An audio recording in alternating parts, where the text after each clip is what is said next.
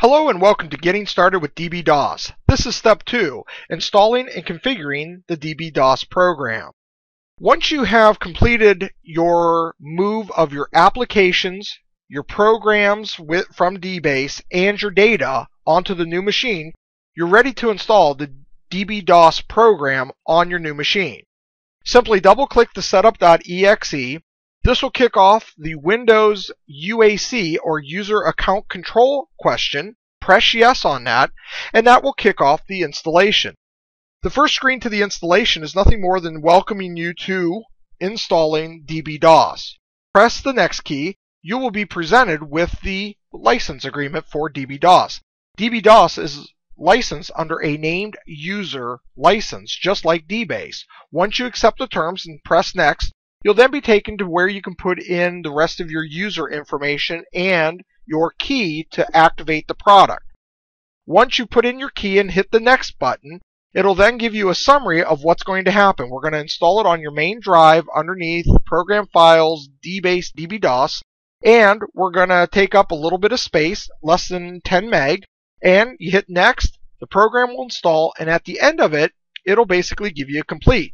Also notice that there's a little checkbox there that's already been selected for you that says run the configuration program, which we will.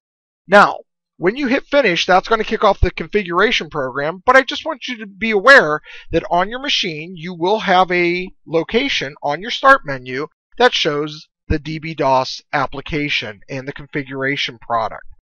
So now that you've kicked off the configuration product, now you can start to configure your applications to run on the latest Windows software.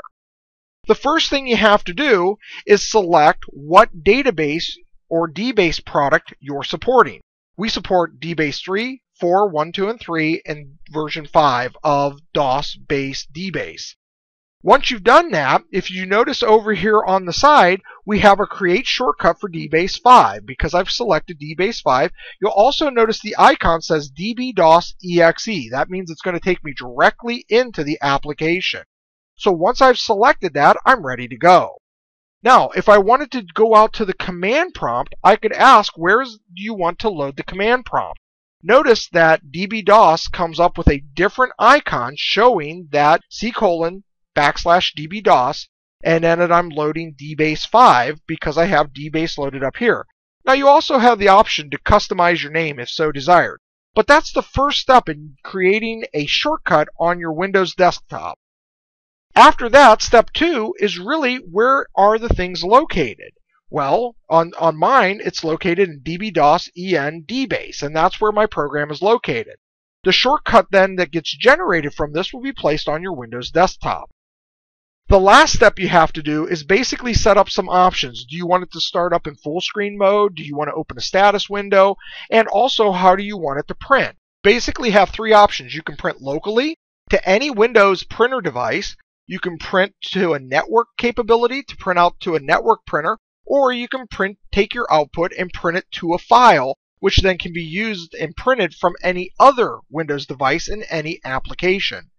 Once you're done with that, you're really at the end of it. You can either test the configuration to see how it'll work and if that's what you want, or you can save it, or you can cancel out of this. At any time, you can come back into the configuration utility and build as many desktop shortcuts as you like. Also, when you run this program, make sure that you look for the click or create the start menu shortcut. That'll put the shortcut also in your start menu for you. With that, that ends step 2 of getting started with dbDOS, installation and configuration of the dbDOS program. Thanks a lot, and I hope you really like dbDOS. Bye-bye.